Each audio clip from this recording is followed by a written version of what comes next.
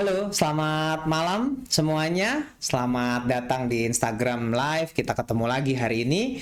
Kita hari ini akan membahas mengenai kelainan bentuk kepala. Nah, kenapa pembahasan tentang kelainan bentuk kepala ini penting? Kenapa? Karena memang ini juga paling banyak ditanyakan, ya. Coba tanya ke diri sendiri. Siapa yang pernah nanya ke dokternya? Ini kepalanya kok nggak bulat, kok kepalanya peyang, kok kepalanya di sini ada yang nonjol, nanti kepalanya bisa bulat nggak? Terus pakai bantal pasir lah, ya kan? Pakai bantal pasir, pakai ada yang bantal bolong lah, ya kan? Dengan berharap kepalanya bulat. Tapi pertanyaannya yang paling penting sebenarnya, emang ada ya di dunia ini yang kepalanya bulat? Kalau bulat bukannya aneh ya, kalau bulat kan jadi kayak bola gitu ya. Kalau menurut saya sih harusnya nggak ada, karena kepala manusia harusnya nggak bulat. Jadi kalau anaknya kepalanya nggak bulat, ya menurut saya sih yang normal begitu ya. Nah, sekarang kita akan bahas sebetulnya apa sih kalau ada bayi baru lahir, apa yang paling penting kita perlu lihat, perlu kita awasi yang ada hubungannya sama kepala. Ada 3 hal yang harus dipantau.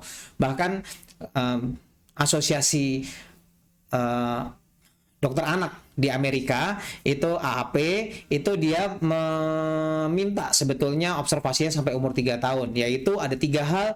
Pertama adalah lingkar kepala, kedua adalah ubun-ubun, dan ketiga adalah bentuk kepalanya ya. Jadi ada 3 hal yang dipantau sampai umur 3 tahun. Ingat tadi lingkar kepalanya, kedua ubun-ubunnya, ketiga bentuk kepalanya. Lingkar kepala ya, lingkar kepala, ubun-ubun tuh yang di sini ya, ubun-ubun yang di atas ini, bentuk kepala ya bentuknya ya. Kita bicara satu-satu, yaitu yang nomor 1 adalah lingkar kepala ya. Gimana sih ngukur lingkar kepala? Apa sih pentingnya ngukur lingkar kepala? Oke, kita lihat ya. Jadi, nah ini dia. Oke. Nah, jadi gimana sih cara ngukur lingkar kepala? Nah, lingkar kepala sebaiknya diukur, caranya adalah dengan mengukur bagian dari dahi sini di atas alis ya, di atas alis, melewati atas telinga dan kemudian berakhir di tempat yang paling menonjol, di tempat yang paling menonjol di kepala. Ya, kalau kita lihat gambarnya ini, kalau kita lihat gambarnya kan lihat ya, dari di atas mata, terus kemudian di atas alis maksudnya, terus kemudian di atas telinga, dan kemudian ke area belakang yang paling menonjol. Nah, harus menggunakan meteran yang tidak bisa melar. Nah, makanya meterannya nggak boleh dari kain sebetulnya.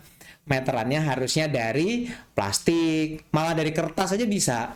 Tapi kalau kertas sobek paling ya. Jadi makanya rata-rata yang bagus bentuknya kayak dari kertas tapi dilapis kayak laminating. Ya, itu yang paling bagus. Nah, kenapa ukurannya nggak boleh pakai meteran kain? Karena meteran kain lama-lama bisa jadi melar ya. Saya soalnya nggak pernah lupa, saya pernah ngukur celana, udah dibilang ukurannya 100 panjangnya, tukang jahitnya ngotot, enggak ini saya ukur cuma 98.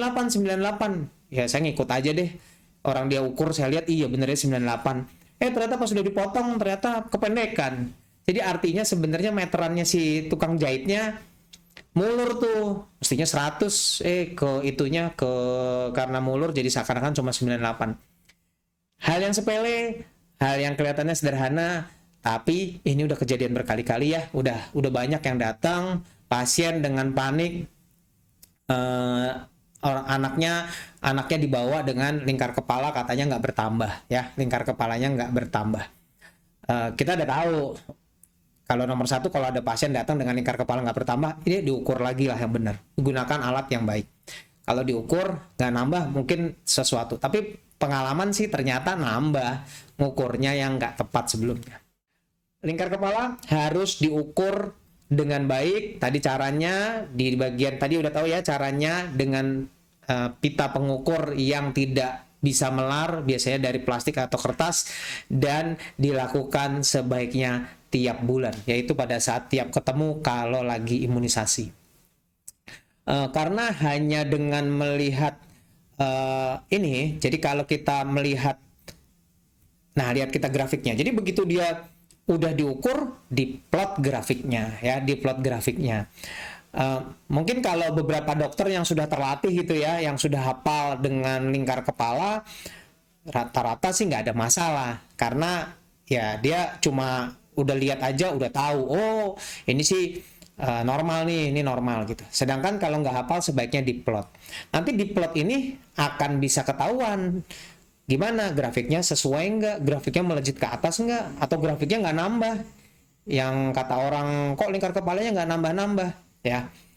Jadi harus di plot sehingga tahu, oh ini naik, normal naiknya, berlebihan atau nggak naik, atau malah turun yang kata orang turun tadi. Sebenarnya kemungkinan besar enggak, kemungkinan besar harusnya nggak naik. Nah, harusnya kenaikannya berapa senti sih? Biasanya di 3 bulan pertama itu naiknya 2 senti per bulan.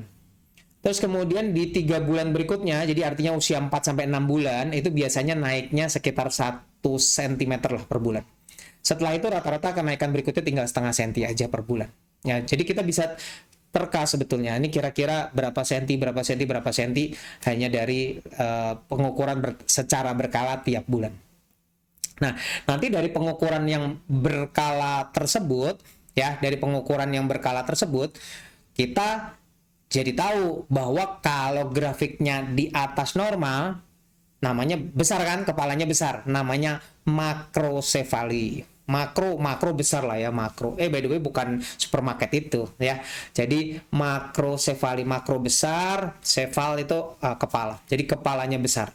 Sedangkan kalau kepalanya di bawah garis batas bawah, namanya mikrosefali. Ya, jadi kalau itu grafik kita lihat di batas paling atas itu kelebih namanya makrosefali, di bawah itu namanya mikrosefali. Oke. Nah, makrosefali dan mikrosefali ini penting nih untuk dikenali, karena banyak penyakit-penyakit atau gangguan-gangguan tumbuh kembang yang awalnya kelihatannya cuma si makrosefali atau mikrosefali ya. Jadi sangat penting sekali nih untuk mengenali makrosefali dan mikrosefali. Oke, kita bahas satu-satu dari makrosefali dulu deh, yang kepalanya besar ya, yang kepalanya besar. Makrosefali, makro, kepala besar. Penyebab terbanyak ternyata namanya familial megalencephaly. Kata familial artinya, betul, namanya artinya turunan ya. Jadi artinya turunan. Turunannya gimana? Ya berarti artinya bapaknya apa ibunya ada yang kepalanya gede ya. Ya, itu kita sering ketemu. Bayi diukur, kok kepalanya gede banget nih gitu. Nah, sebelum bilang kepala anaknya ini gede banget, sebaiknya dokter selalu lihat dulu bapak ibunya. Kalau kepalanya besar, tapi bapaknya juga gede atau ibunya juga gede, ya kita masih ada kemungkinan bahwa ini sebenarnya cuma familial aja, nggak berbahaya. Tapi kalau kepalanya anaknya gede, bapak ibunya normal-normal aja, nggak besar, ya hati-hati dong. Itu berarti kan dia nggak sesuai ya, bisa dibilang nggak normal. Makanya yang lebih aneh lagi kalau misalnya anaknya kepalanya kecil, kok kepalanya nggak gede ya, normal-normal aja, padahal bapak ibunya gede. Nah, itu juga hati-hati ya. Kemungkinan besar anaknya justru kepalanya kelihatan normal malah nggak normal, orang bapak ibunya gede-gede semua, maksud anaknya nggak gede. Kan pilihannya tinggal 2, berarti kepalanya memang tumbuhnya kurang baik sehingga nggak segede seharusnya seperti bapak ibunya, atau ya memang bukan anaknya si bapak ibunya. Ya iya dong, kan kalau kepalanya gede-gede anaknya harus juga besar ya. Jadi nah sekarang bedain gimana si kepala yang besar itu karena turunan atau karena ada masalah. Biasanya kalau karena turunan itu melejitnya cuma di 6 bulan pertama. Jadi dia di 6 bulan pertama cepet banget tuh naiknya gitu, naiknya cepet. Setelah itu mendatar, dia ngikutin grafik. Biasanya kalau di grafik itu dia walaupun bisa di batas atas atau ngelewatin sedikit batas atas, tapi dia ngikutin grafik terus tuh. Kalau grafiknya melengkung ya dia ngikutin aja terus. Yang hati-hati kalau grafiknya melengkung begini, dianya melejit ke atas sana. Itu yang harus hati-hati. Kebanyakan kalau yang turunan grafiknya begini, ya dia tetap begitu walaupun di batas atas ya. Dan yang pasti tumbuh kembangnya harus baik. Jadi artinya misalnya bapaknya kepalanya besar, ibunya kepalanya besar, anaknya kepala besar, tapi perkembangannya terlambat. berarti itu bukan familial megalencephaly. Berarti bukan turunan. Kenapa? Karena perkembangannya terlambat. Jadi syarat bahwa ini dibilang turunan, yaitu nggak boleh ada gangguan tumbuh kembang. Ya. Nah sekarang kalau kepalanya besar, penyebabnya apa aja sih yang nggak normal ya? Kalau yang tadi kan yang pertama yang paling sering karena turunan. Ada hal lain nggak sih yang bisa bikin begitu juga tapi memang gangguan? Banyak. Misalnya contoh anak yang dengan autis, rata-rata kepalanya lebih besar biasanya. Terus kemudian gigantismo yang tinggi raksasa, kepalanya pasti lebih besar. Ya dong, masuk badannya besar, tinggi besar, kepalanya kecil. Itu kan aneh. Terus kemudian akondropasi, minta maaf yang suka orang bilang cebol ya, walaupun tuh kata-katanya menurut orang-orang itu sebenarnya bukan kata yang cukup baik, tapi sebetulnya kita bilang itu adalah penyakitnya namanya akondroplasi. Nah, akondroplasi ditandai dengan tangannya lebih pendek, kakinya lebih pendek, tapi kepalanya besar. Ya, itu kepalanya lebih besar dari normal.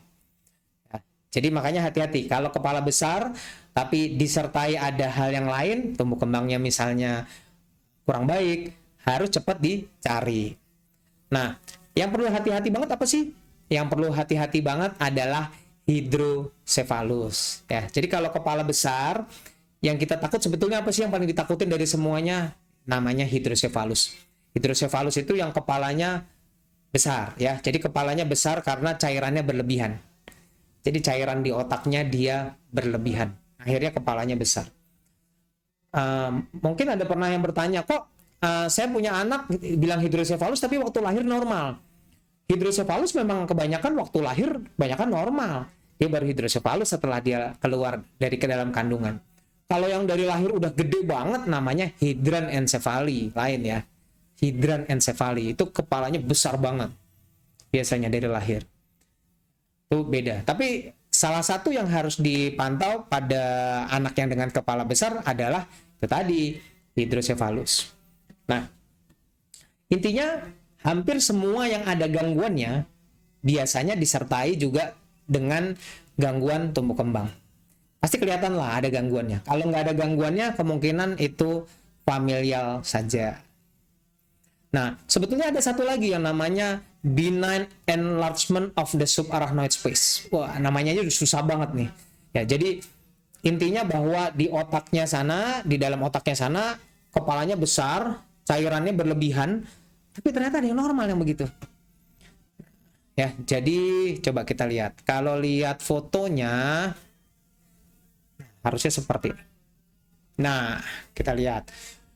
Kalau lihat fotonya, di dalam otaknya sana, itu rongganya itu terisi cairan di bagian luarnya ini banyak sekali nih. Otaknya seakan-akan kecil, karena ada cairannya. Nah, ini ternyata bisa sesuatu yang normal. Sesuatu yang biasa-biasa aja. Tapi syaratnya untuk bilang normal, perkembangannya harus baik.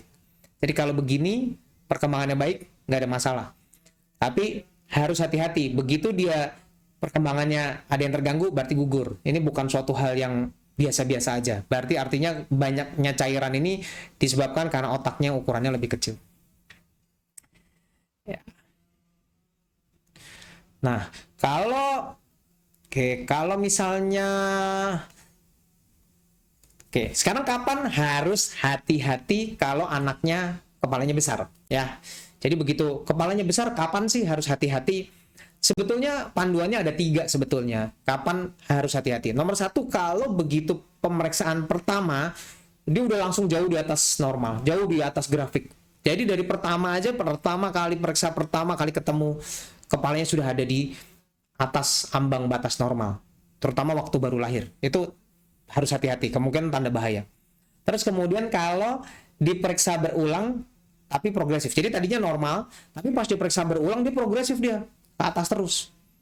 Beda loh yang tadi turunan kan naik terus di umur 6 bulan mendatar. Ini enggak, melejit aja terus. Hati-hati juga. Nah, yang ketiga, kalau kurang dari, ingat tadi kalau per bulan berapa? Per bulan 2 cm ya di 3 bulan pertama. Kalau usia kurang dari 6 bulan, kenaikannya lebih dari 2 cm per bulan. Itu juga tanda bahaya. Ya, harus diperiksa, harus dipastikan ada sesuatu atau enggak. Nah, kemudian Itu yang tanda bahaya kan. Nah, yang harus dieksplorasi, tadi 3 jelas tadi harus dieksplorasi. Jangan lupa kalau ada tanda-tanda tekanan di otak yang meningkat, misalnya kayak tadi hidrosefalus ya. Tekanannya di otak meningkat. Cirinya apa? Tekanan meningkat. Biasanya ubun-ubunnya di sini nonjol, anaknya sakit kepala, muntah-muntah, nggak sadar biasanya ya. Atau misalnya ada tanda-tanda infeksi otak. Jadi kepalanya besar tapi ada ubun-ubunnya nonjol, tanda-tanda infeksi otak, demam, nggak sadar, kejang-kejang. Itu juga suatu hal yang harus dieksplorasi lebih lanjut. Eksplorasinya apa? Boleh pilih sebetulnya USG, CT scan atau MRI. Boleh pilih yang mana. Masing-masing punya keuntungan. USG itu nggak invasif, nggak mahal lah, intinya yang paling utama nggak mahal ya kan, nggak mahal, nggak perlu dibius. USG kan sederhana ya, tinggal ditempel di kepala. Nah, tapi dia hanya bisa ngelihat kelainannya nggak banyak. Sedangkan kalau CT scan bisa lihat kelainannya lumayan lah ya, 50%, 60% kelainan bisa kelihatan, tapi radiasinya tinggi. MRI bisa lihat semua kelainan, detail-detail semua bisa periksa semua ketahuan. Kelemahannya periksanya lama, jadi rata-rata harus dibius, kan dia setengah jam lebih itu. Dan yang paling masalah adalah mahal. Dan itu yang paling masalah mahal pastinya. Ya, jadi karena mahalnya itu rata-rata orang Indonesia masih sangat ragu-ragu sekali kalau disuruh MRI. Mahal bener lah, bisa 5 juta sampai 7 juta sekali MRI, tapi nggak radiasi, jadi lebih aman sebetulnya, tapi nggak aman buat kantong. Itu yang jadi masalah ya. Tadi kita udah ngomong tentang makro ya, tadi kan udah bicara tentang makrosefali. Nah sekarang kita bicara tentang mikrosefali yang apa tadi, kepalanya kecil. Nah jadi kepalanya kecil. Nah kalau mikrosefali, kepala yang kecil, dia kalau kayak tadi pertama kali ketemu gede sebenarnya sama. Tadi kan kalau yang kepala besar pertama kali ketemu udah langsung besar banget, progresif ya kan. Itu udah harus dicek. Ini juga sama. Kalau kepalanya dari pertama ketemu sudah kecil atau progresif lambat. Jadi maksudnya dia gini, lingkar kepalanya kesannya malah mendatar aja. Itu juga harus langsung dieksplorasi. Karena banyak hal-hal yang bisa nyebabin kepala jadi kecil. Bukan kepalanya jadi kecil sebenarnya, kepalanya memang nggak bisa berkembang, makanya terlihat kecil ya.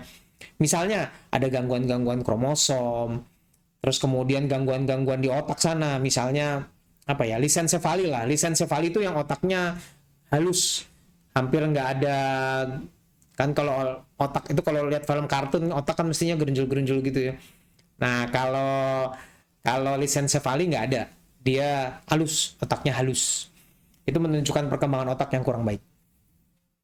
Terus kemudian bisa juga kepala kecil karena masalah di apa ya, lingkungan, istilahnya lingkungan itu misalnya kena infeksi. Nah, jadi anaknya tadinya normal, terus habis itu kemudian dia kena infeksi. Begitu dia kena infeksi, otaknya rusak, otaknya jadi kecil kan. Nah kepalanya juga kecil, akhirnya nggak berkembang tuh karena lingkungan. Jangan lupa ada beberapa hal yang terbukti bisa menyebabkan anaknya lahir dengan kepala kecil. Misalnya infeksi dalam kandungan, tokso, CMV itu. Toksin seperti ganja, rokok. Ya, jadi walaupun ganja katanya sekarang banyak yang berusaha melegalkan, ganja kan udah nggak apa-apa, dia bagus buat epilepsi, bagus buat ini. Tenang, masih banyak penelitian yang harus dilakukan. Jadi belum sepenuhnya aman.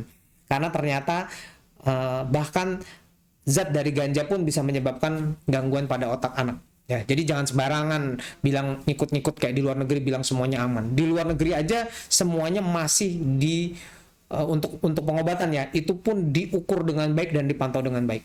Bukan sembarangan pakai ganja biar gampang tidur, pakai ganja biar nggak ngerasa nyeri, nggak gitu ya. Rokok ternyata terbukti kan, dengan ibu yang merokok anaknya bisa menyebabkan oksigen ke otak kurang baik dan menyebabkan ukuran kepala yang lebih kecil tuh ya. Jadi banyak hal yang bisa bikin kepalanya kecil. Nah berbeda dengan yang tadi otaknya besar, kepalanya besar, makrosefali kan kepalanya besar, otaknya biasanya rata-rata normal atau ya memang ada yang kecil juga. Tapi kalau mikrosefali, namanya aja kepalanya kecil, otomatis hampir selalu otaknya juga kecil. Ya, jadi itu yang kita takut. Kalau makrosefali yang paling ditakutin hidrosefalus.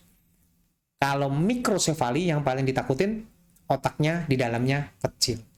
Nah, perlu pemeriksaan nggak? Yes, sama kayak tadi. Bisa USG, bisa CT scan, bisa MRI. Tapi kita selalu minta sih kalau bisa loh. Kalau dananya ada, kalau memungkinkan semuanya, sebaiknya MRI. Ya, karena bisa ngelihat kelainan lebih banyak. Itu tadi tentang makrosefali dan mikrosefali. Oke. Sebelum lebih lanjut, coba kita lihat pertanyaannya apa ya? Sudah ada pertanyaan belum?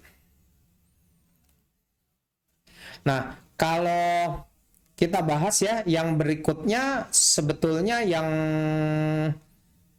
maaf ya. Wah, daftar pertanyaannya belum kelihatan nih saya.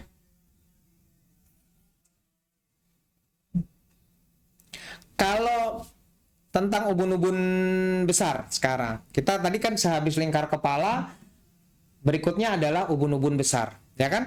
Ubun-ubun besar. Nah, sekarang ubun-ubun besar. Ubun-ubun besar apa sih? Ubun-ubun besar kok emang ada ubun-ubun besar, ada ubun-ubun kecil, ada ubun-ubun apa lagi? Ya, sebetulnya ubun-ubun besar itu yang di depan sana, ubun-ubun kecil yang di belakang sebetulnya, ya. Jadi ubun-ubun besar itu harusnya bentuknya seperti kayak bintang. Coba ya kita lihat gambarnya. Harusnya ada. Nah, ini dia.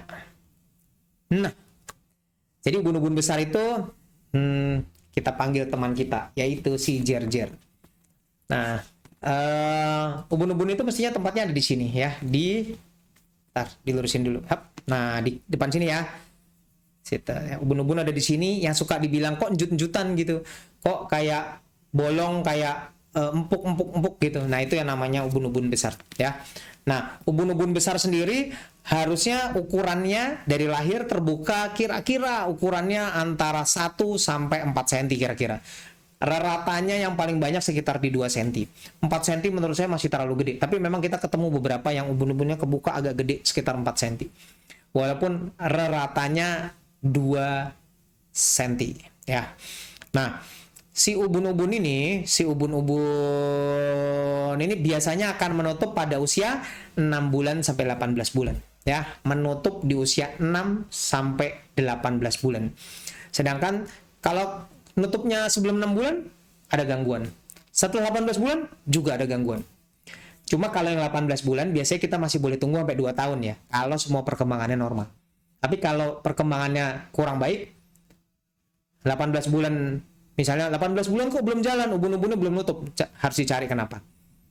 Ya, karena dia ada keterlambatan. Tapi kalau semuanya bagus-bagus saja, boleh tunggu sampai umur 2 tahun. Nah, kalau di bawah 6 bulan nggak boleh. Itu sih istilahnya no excuse. Begitu kita ketemu nutup, cari. Ya, harus dicari. Kenapa? Karena kita takut ada yang namanya kraniosinostosis. Kraniosinostosis adalah penutupan sambungan-sambungan antar tulang termasuk ubun-ubun sebelum usia yang seharusnya. Ini baru yang sering nyebabin, yang sering orang tua tanya, kenapa nih bentuk kepalanya kok gini. Takut karena pernah dengar katanya kalau bentuk kepalanya peyang-peyang katanya nggak pinter. Nah, ini dia sebetulnya. Ya, jadi kalau kita lihat sebetulnya ubun-ubun itu, nah nih ada, jadi di antara ada ubun-ubun itu di atas, ternyata sambungan-sambungan tulang-tulang yang nggak menutup itu sebenarnya ternyata banyak banget ya. Kalau lihat sambungan tulangnya kan kita lihat aja tuh ada banyak banget. Ada di daerah sini namanya metopik, nyamping sini namanya koronal, di belakang namanya yang lurus ke belakang namanya sagital. Terus kemudian di belakang sini melintang namanya lambdoid. Itu masing-masing nggak usah diapalin sih. Saya aja juga seringnya sambil baca, lama-lama apal. Itu masing-masing punya waktu tersendiri untuk menutup. Dan secara keseluruhan kalau menutupnya terlalu cepat, dia akan menyebabkan bentuk kepala yang nggak biasa. Orang bilang nggak biasa. Orang bilang ini nggak normal. Boleh, tapi biasanya kita sebut nggak biasa. Oke, contohnya. Nah, ini coba ya. Ini yang paling banyak ditemukan. Namanya, yang kena namanya sutura metopik. Metopik kan yang di depan sini tadi ya, metopik.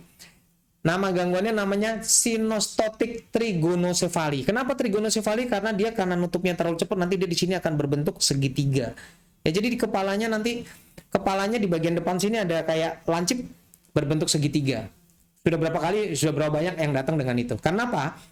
Kenapa banyak yang datang dengan begitu? Jawabannya karena ini memang sekitar hampir meliputi 10%. Ya, jadi dia dari seluruh gangguan craniosynostosis ini salah satu yang terbanyak. Jadi dia nanti kepalanya di sini membentuk segitiga. Itu namanya trigonocephaly ya. Hati-hati ya. Jadi kalau kok di sini ada segitiganya, sebaiknya sekali-sekali tanyakan ke dokter anaknya, dan yang pasti perkembangannya harus dipantau. Karena bisa saja, bukan selalu loh, bisa saja merupakan suatu awal dari masalah yang bisa menyebabkan keterlambatan perkembangan. Terus kemudian nih, yang berikutnya, ini yang suka orang bilang kepalanya kok peyang panjang ke belakang.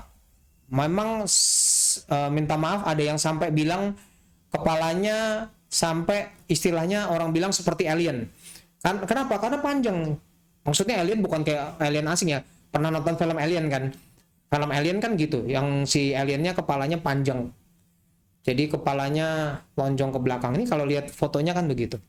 Walaupun ya saya juga nggak setuju kalau dibilang ini kepalanya kepala alien gitu, nggak setuju saya. Itu istilahnya nggak baik menurut saya.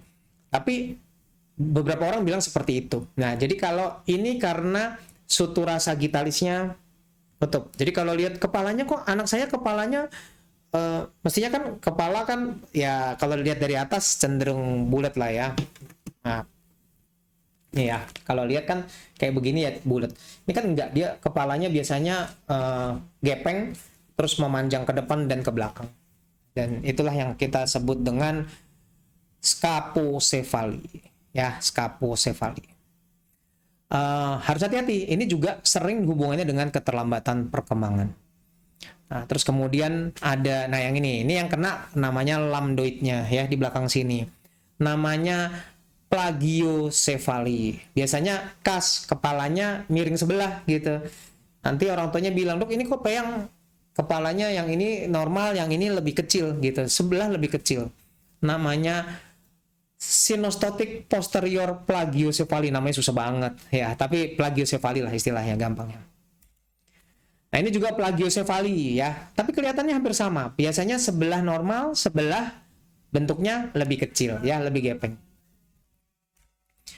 Nah, ini yang orang suka bilang brachycephaly. Ini biasanya karena yang di depan sini nutup dua-duanya ya. Karena sutura coronalisnya semuanya depannya dua-duanya nutup, nanti namanya brachycephaly. Ini mungkin nggak kebayang, tapi kalau lihat coba gambar berikutnya. Nah, ini kalau udah begini kebayang ya. Ini kan yang orang suka ngomongin, "Dok, kepala anak saya kok belakangnya rata ya?" Nah, ini dia yang orang suka pada takut. Makanya pakai bantal peyang, pakai bantal bolong itu kan, iya kan, bantal donat kan? Iyalah, ayo ngaku. Semuanya banyak yang pakai begitu. Pada dasarnya brachycephaly ini sebetulnya adalah suatu kelainan yang memang bawaan, jadi dia nutup suturanya, jadi nggak ada hubungannya dengan gara-gara nggak pakai bantal, gara-gara nanti disalahin nggak pakai bantal sih, ya kan, biasanya disalahin sama mertua lah, dimasalahin sama orang tua lah, ya. Gak usah takut, kalau memang brachycephaly memang bawaan, mau pakai bantal yang paling mahal sekalipun dia akan tetap terjadi begini, ya, karena memang dia penutupannya nggak sempurna. Jadi bisa lihat di foto latar di belakangnya cenderung rata ya, itu yang namanya brachycephaly. Dan sebetulnya yang paling kita takut ini dia yang namanya acrocephaly. Acrocephaly biasanya karena semua suturanya menutup serentak, dia cuma bisa berkembang ke atas, makanya kepalanya panjang ke atas. Acrocephaly biasanya pada kelainan-kelainan yang sindrom-sindrom yang cukup mengganggu, biasanya pada Apert syndrome atau Crouzon syndrome. Jadi kalau yang kepalanya cenderung ke atas, hati-hati, biasanya sih sindrom. Ya. Oke, dari sini udah mulai kebayang kan? Anak saya kepalanya yang gimana ya? Kepalanya gimana ya? Gitu. Nah, kita bicara tentang tadi kan craniosynostoses ya, yang dia nutup lebih cepat, ubun-ubunnya nutup lebih cepat, sambungan-sambungannya nutup lebih cepat.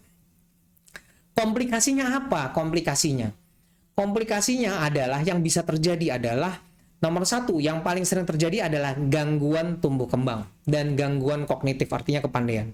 Ya, jadi yang paling sering terjadi sebetulnya itu timbulnya gangguan tumbuh kembang dan gangguan kognitif.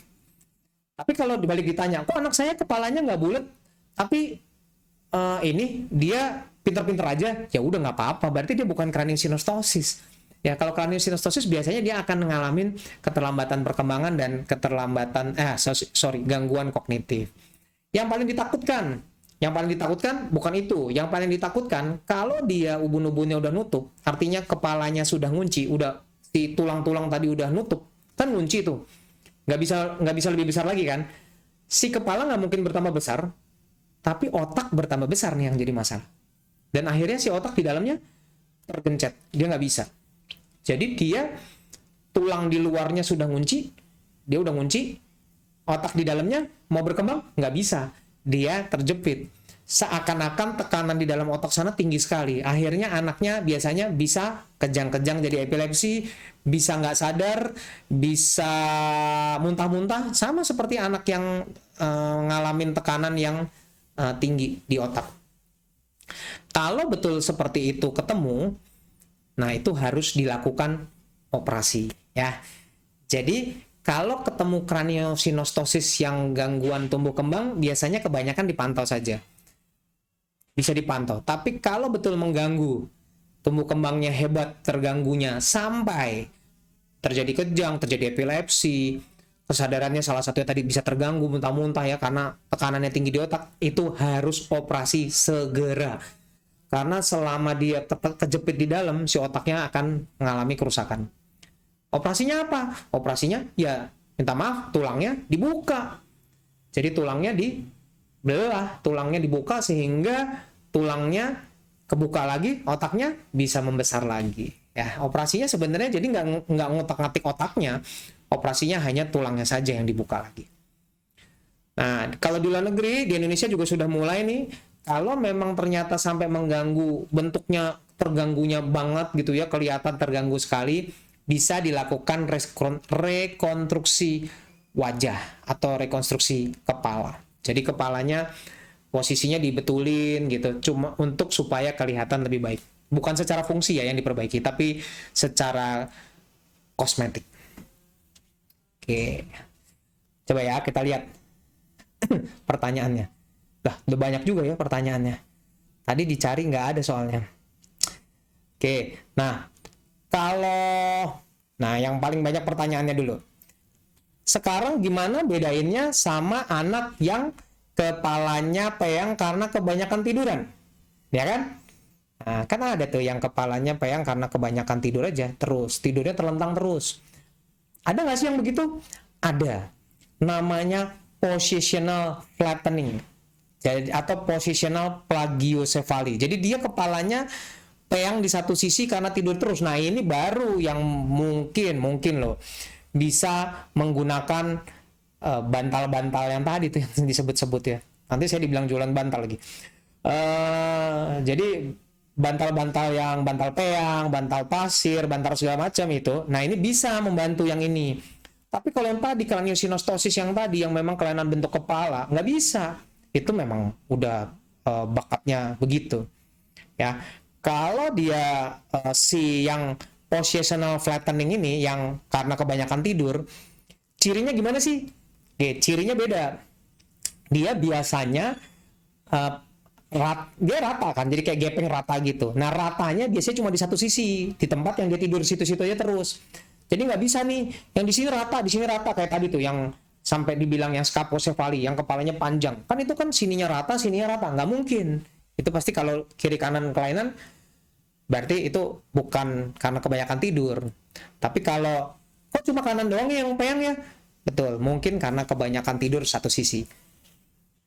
Nah, yang karena posisi ini lumayan memang, itu terjadi pada 11%.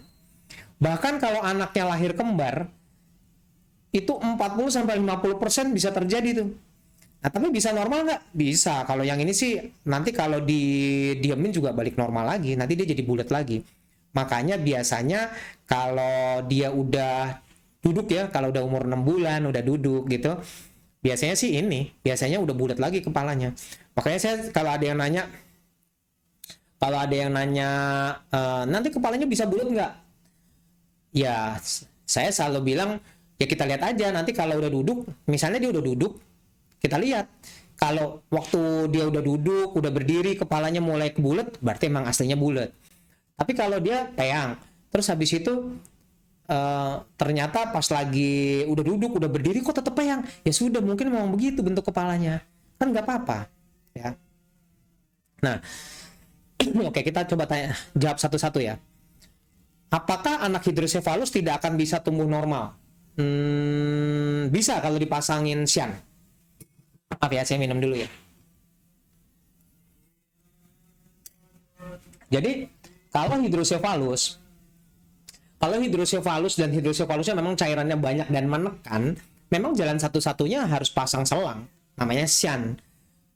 Begitu dia dipasang Shan, cairannya kan keluar kan, cairannya yang berlebihan keluar. Nah, begitu cairan yang berlebihan keluar, otomatis otaknya jadi bisa lega lagi di dalam. Yang tadinya udah desek-desekan sama cairan yang berlebihan, sekarang jadi lega lagi. Dia bisa berkembang lagi.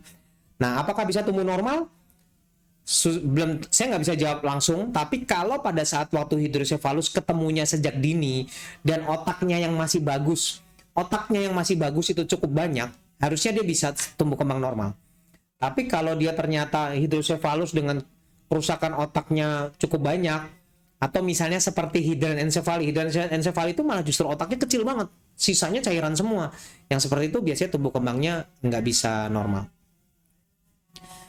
Nah, bahas tentang spina bifida dong. Nah, by the way, ini tentang hidrosefalus. Hidrosefalus ini hati-hati dengan spina bifida. Spina bifida apa sih? Spina bifida tuh gini. Jadi kalau ada anak di belakangnya sini ya, di belakang, di dekat pantatnya sini ada kayak rambut atau ada lubang.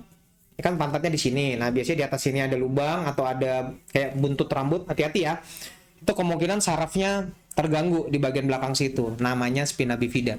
Anak yang spina bifida sering disertai dengan hidrosefalus.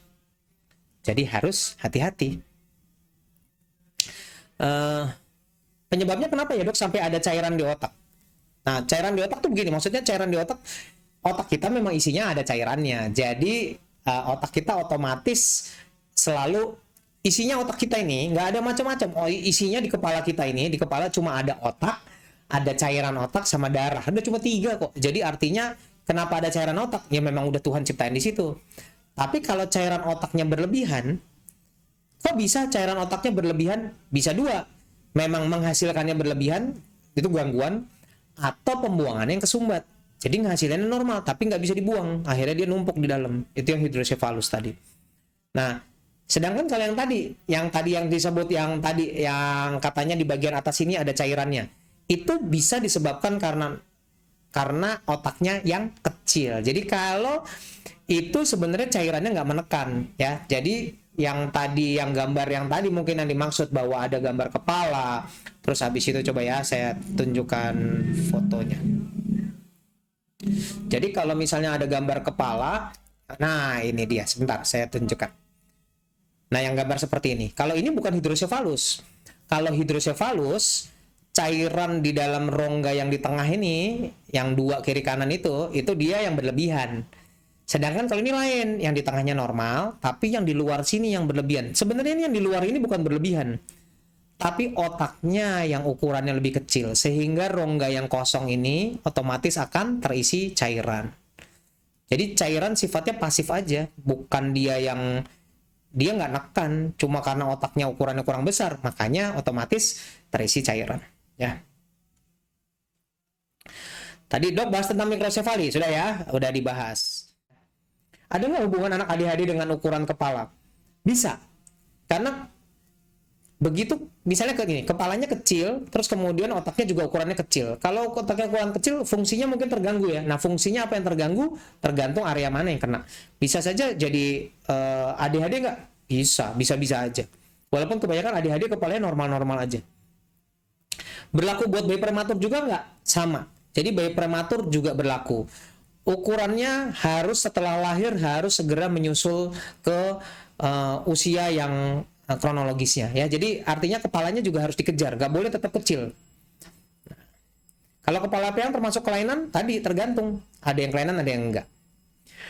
Kalau hidrosefalus bisa nggak terdeteksi pada saat di dalam kandungan? Bisa, sebagian. Sebagian nggak bisa, sebagian bisa. Jadi ada yang memang hidrosefalus yang biasanya yang jelas ya. Kalau yang hidrosefalusnya berat biasanya kelihatan di dalam kandungan. Kalau yang ringan nggak kelihatan. Saya pernah lihat anak umur 6 bulan awalnya normal tiba-tiba hidrosefalus. Ya itu dia. Hidrosefalus memang sebenarnya dari lahir, tapi kelihatannya belum tentu dari lahir. Bahkan kalau yang ringan, waktu lahir normal. Jadi makanya periksa lingkar kepala penting banget, karena itu bisa tahu ya hidrosefalus atau bukan. Sekarang bagaimana yang bisa dilakukan untuk memaksimalkan anak yang mikrosefali? Jadi kalau kepalanya udah kecil terus gimana? Otaknya kecil gimana? Otak membaik dengan dua hal, yaitu dengan gizi yang baik dan stimulasi yang baik. Ya, jadi gizi yang baik dan stimulasi yang baik itu akan membantu seseorang anak untuk bisa memaksimalkan otaknya. Karena jadi nggak bisa sendiri-sendiri. Jadi misalnya anaknya otaknya kecil, dilatih terus. Tapi gizinya jelek, nggak bisa. Otak juga butuh makan kok. Tapi kalau otaknya juga dikasih makan terus orangnya sampai gemuk, tapi nggak pernah dilatih, sama aja nggak bisa. Ya, jadi stimulasi yang baik dan gizi yang baik, dua-duanya sepaket. Termasuk jangan lupa ada vitamin D, zat besi, hal-hal yang dulu sebenarnya diabaikan tapi ternyata sangat penting untuk perkembangan otak. Anak saya umurnya 3 bulan 3 minggu, sekarang ukuran kepalanya 40. Nah, kalau 3 bulan 3 minggu 40, sebenarnya tergantung. Kalau 3 bulan 3 minggu kan 4 bulan ya. Kalau 4 bulan artinya harusnya naiknya sekitar 6 atau 7 cm dari waktu lahir. Tinggal hitung aja, benar atau enggak. Ya. Anak mikrosefali apakah memang ada pengaruh dengan tubuh yang kaku? Nah, ini lain cerita. Jadi, kalau tubuh yang kaku, itu namanya spastis, itu adalah menunjukkan fungsi otak yang nggak baik. Ya, jadi misalnya waktu lahir dulu sempat nggak nafas, karena dia sesek misalnya, otaknya ngalamin kerusakan, terus dia akhirnya kaku. Nah, sejalan dengan itu, karena otaknya ngalamin kerusakan, ukurannya jadi sulit membesar. Akhirnya kepalanya jadi kecil. Ya, jadi memang bisa berhubungan. Apakah anak CP perlu vaksin untuk paru-parunya? Untuk vaksin apa dulu nih? Vaksin COVID sampai sekarang belum. Tapi kalau vaksin pneumonia, vaksin meningitis ya haruslah. Justru anak CP itu yang harus menurut saya.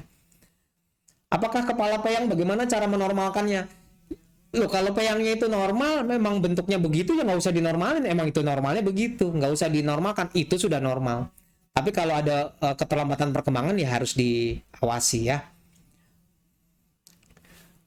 Untuk lingkar kepala pada anak bagusnya itu bulat atau lonjong sih? Yang betul sih sebenarnya nggak bulat banget ya, agak-agak lonjong dikit. Tapi lonjong banget juga nggak bisa. Nanti takutnya yang scapulocephaly tadi. Ya.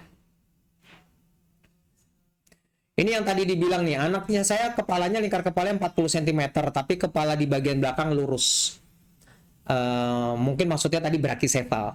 Nah, tergantung perkembangannya, coba dipantau ya, tadi lingkar kepalanya cocok atau enggak, dan perkembangannya gimana. Apakah kraniosinostosis bisa kelihatan dari MRI? Bisa, justru itu yang kita mau lihat. Dengan MRI kita bisa lihat sudah pada nyatu-nyatu atau belum. CT scan bisa nggak? CT scan bisa, tapi kalau ronsen kepala nggak bisa.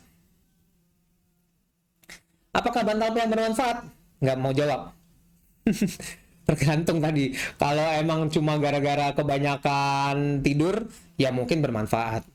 Tapi kalau ternyata untuk yang memang kelainan kraniosinostosis nggak bermanfaat. Pemakaian bantal sebenarnya disarankan umur berapa? Sebetulnya gini, Kalau memang dia ternyata anaknya sering gumoh segala macam, bahkan dari awal dia harus kepalanya lebih tinggi, salah satunya dengan bantal. Tapi posisinya khusus ya, harus betul.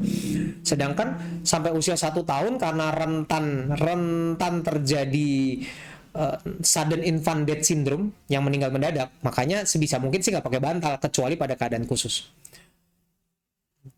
Gitu. Gimana solusinya supaya bulat?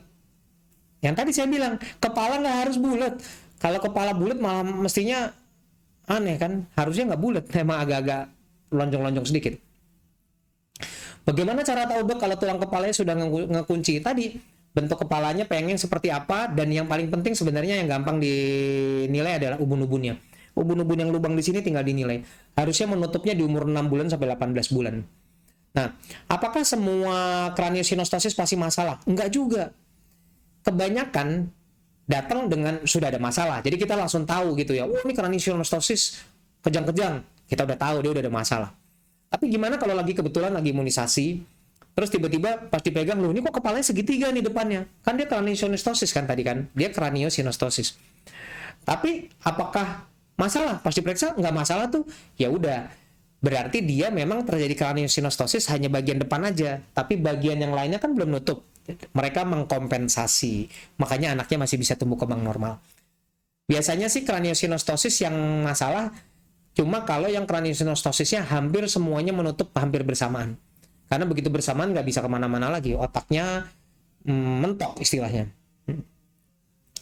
Apakah anak mikrosefali selalu mengalami retardasi mental? Kata selalu tuh nggak tepat sih, memang ya di dunia ini nggak ada yang selalu. Mikrosefali kalau bawaan orang tuanya ya nggak apa-apa. Tapi kalau mikrosefali karena ada kerusakan otak, betul, memang punya resiko lebih tinggi untuk terjadi retardasi mental. Nah, itu kata-katanya gitu. Kalau pemakaian bantal apa nih? Mimos. Mimos apa sih, merek atau apa ya? Nggak tahu, maaf ya. Belum baca tentang bantal Mimos. Craniosynostoses berarti masih bisa dioperasi supaya otaknya ada ruang untuk berkembang. Betul, jawabannya betul. Kalau memang benar udah mentok dan ternyata tekanannya tinggi, operasi. Kalau peyang karena posisi bisa balik lagi nggak? Bisa. Kalau peyang karena posisi bisa balik lagi. Ya kan dia memang itu, memang cuma sementara. Dan sebetulnya nggak usah diapa-apain juga balik sendiri sih. Kalau nggak balik, ya mungkin memang bentuknya emang begitu. Jadi nggak usah takut, selama perkembangannya baik.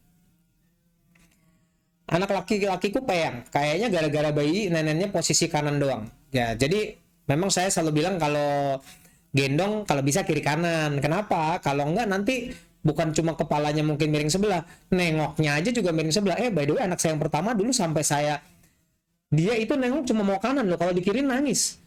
Gara-gara semua orang gendongnya yang kiri. Ya kan kalau digendong kiri, dia nengoknya ke orang tuanya kanan terus gitu. Akhirnya nggak bisa nengok kiri, bukan nggak bisa sih, nggak mau. Kalau di kiri nangis loh beneran, anak saya yang pertama. Sampai akhirnya dibuat peraturan yang nggak bisa gendong kanan jangan gendong dulu. Jadi kalau yang cuma bisa gendong kiri tahan dulu. Yang boleh gendong cuma yang gendong kanan, biar dia latihan dulu lah kepalanya. Ya. Anak saya 4 hari kemarin kejang sampai 3 kali karena panas tinggi. Dia lahir prematur dan hasil MRI sebelum kejang memang besar, kepalanya kurang besar. Ya memang kalau anak yang otaknya ukurannya kurang besar, memang punya tendensi untuk terjadi kejang lebih mudah, terjadi mudah epilepsi. Nah itu harus diatasi dengan baik. Ya.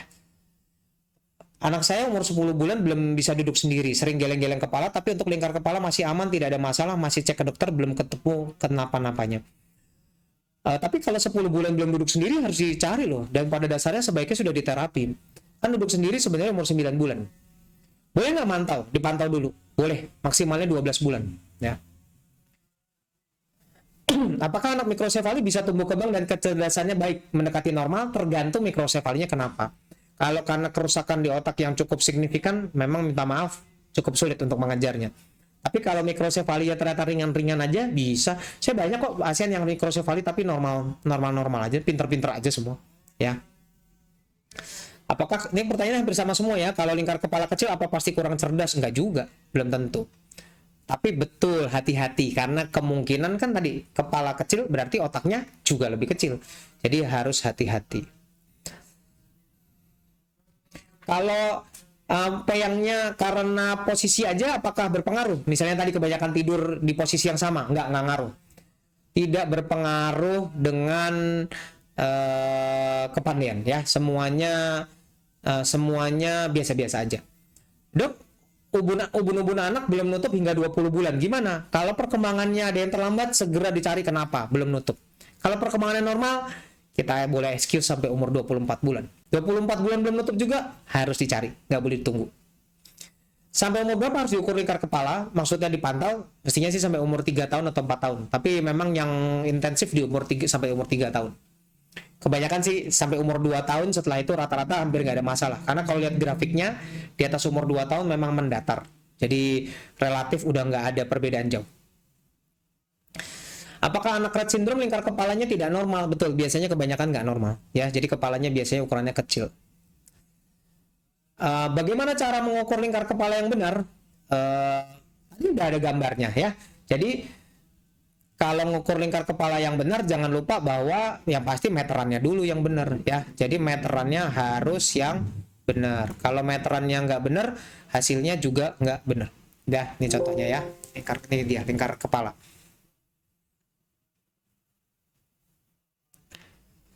Ada contoh gambarnya untuk memang peyang yang normal. Ya kalau peyang tapi kepalanya, tapi tumbuh kembangnya baik, ya udah nggak apa-apa, nggak usah terlalu dikhawatirkan ya. Bagaimana cara ngecek kepala tulang anak yang sudah kekunci? Yang nomor 1 tadi ubun-ubunnya, dan kedua diraba. Nggak ada cara lain, memang diraba. Kalau udah nyambung semua, kok udah rata nyambung semua, berarti dia itu udah kekunci. Konfirmasinya bisa di CT scan atau di MRI.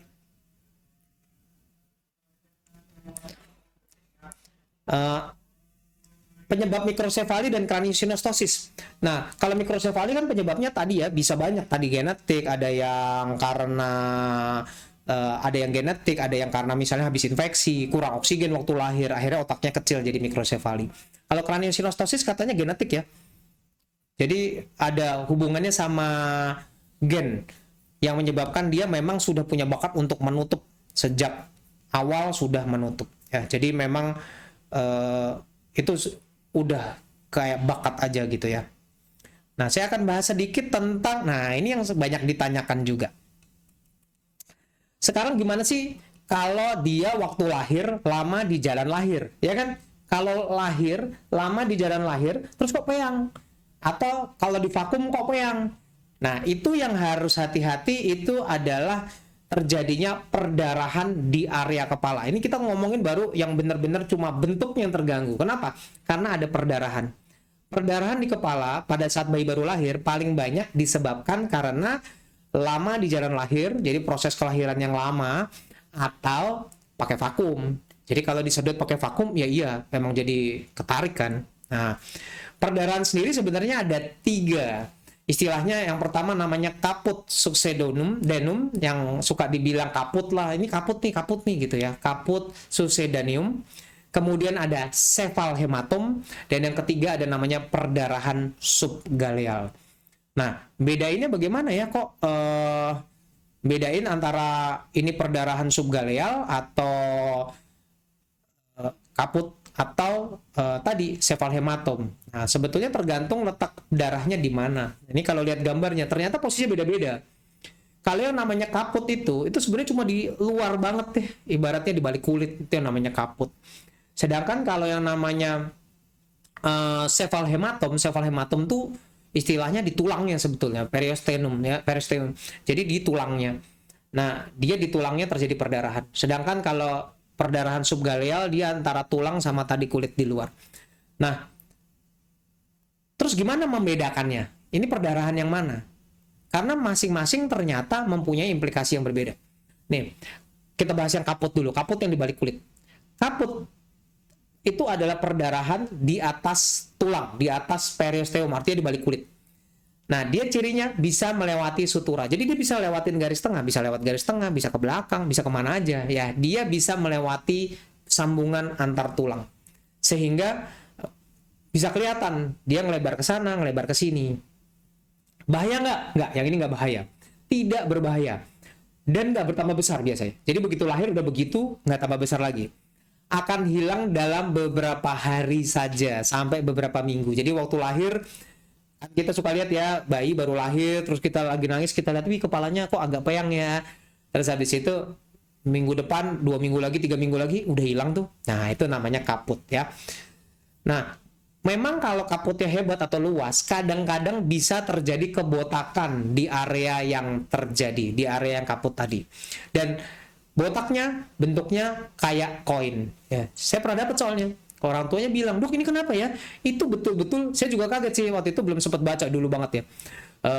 Belakangan kita baca, oh ternyata jadi bener-bener bentuknya bulat-bulat kayak koin, bulat, bener-bener bulat. Botak di situ. Jadi semua rambutnya ada, botak. Bisa tumbuh lagi nggak? Nggak tahu.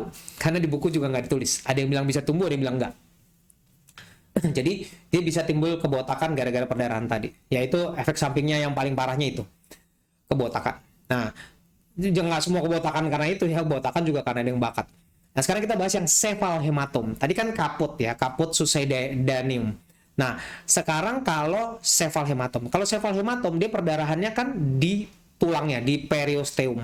Nah, dia nggak bisa ngelewatin sutura. Jadi dia nggak bisa ngelewatin garis tengah. Biasanya kalau ada perdarahan setempat doang. Itu yang suka orang bilang peyang-peyang. Nih peyang nih di ujung sini. Ini peyang di ujung sini.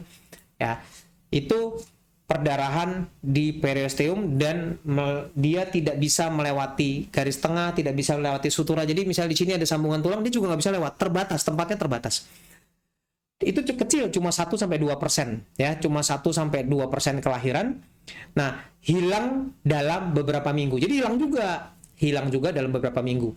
Tapi ada tapinya, sebagian akan terjadi penulangan dan membuat kepalanya jadi seakan-akan peyang. Nah, itu dia yang suka bilang waktu lahir, lama di jalan lahir peyang sampai gede kok peyang. Itu berarti cephalhematom. Jadi dia cephalhematom, ada perdarahan, darahnya membentuk kalsifikasi atau penulangan ya. Jadi penulangannya itu membuat jadi tulang, jadi begitu. Kalau dipegang jadi keras. Ya, jadi kepalanya bentuknya seperti ya jadi panjul istilahnya ya. Nah, yang paling hati-hati adalah namanya perdarahan subgaleal. Perdarahan subgaleal ini karena dia cuma di antara tulang dan di antara kulit gitu ya, dia bisa meluas kemana aja. Dan bisa gede banget sampai kayak konde juga bisa. Jadi bisa meluas kemana aja. Ini adalah satu-satunya dari perdarahan ini yang berbahaya. Bukan satu-satunya, salah satunya ya.